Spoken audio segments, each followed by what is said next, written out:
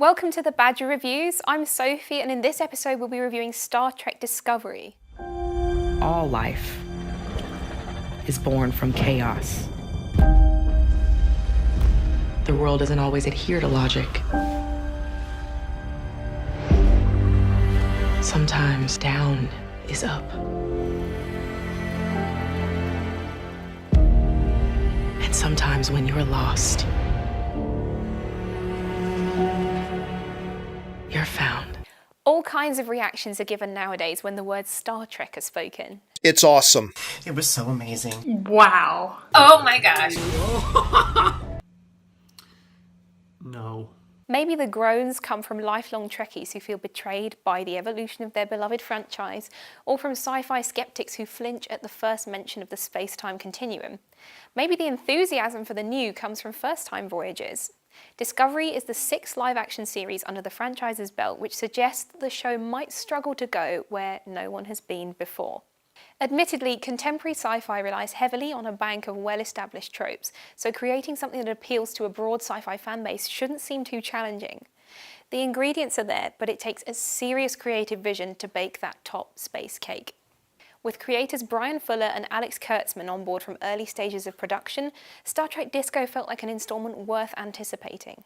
Exploring the events leading up to and ensuing from the war between Klingon houses and the United Federation of Planets, Star Trek Discovery follows the trajectory of the crew of the USS Discovery, a Federation starship with innovative technology. Sonequa Martin-Green leads as Michael Burnham, a Vulcan-raised human and science specialist, and she's absolutely magnetic. Conflicted and burdened, yet strong and brave, she's the kind of inspiration youngsters always needed to get from Star Trek. The senior officers and crew are satisfyingly diverse. Representation is pretty balanced too. Here, at least, for a change in science fiction, the future looks the way that it should. Finally.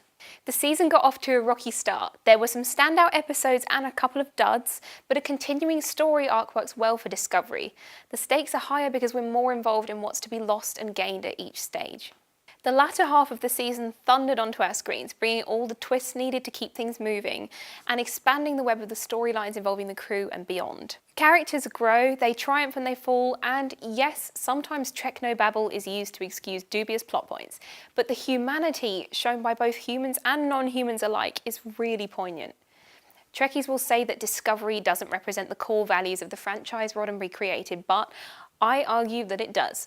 Encouraging democracy, coexistence and empathy, finding ways to do the right thing. Aren't these all things our world needed to repair itself when he was writing in the 60s? Sure, Disco only offers simple metaphors about our social issues and our turbulent politics, but at least it tries.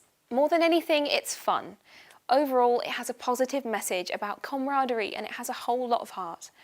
The visual effects far surpass anything we've seen in Trek before, and space created is seamless. Sets are simple, effective and clean, and also the ship's exterior is gorgeous.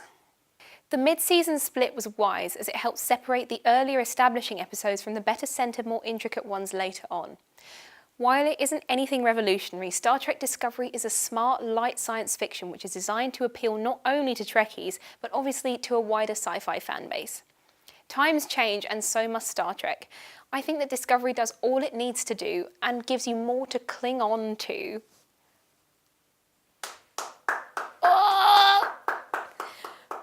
Than the hope for a decent Monster of the Week. Logic might tell me otherwise, but I think Disco deserves an 8 at least. A rocky start and some strange decisions along the way, but overall a wonderful and sensitive founding for a new track in an ever-expanding universe.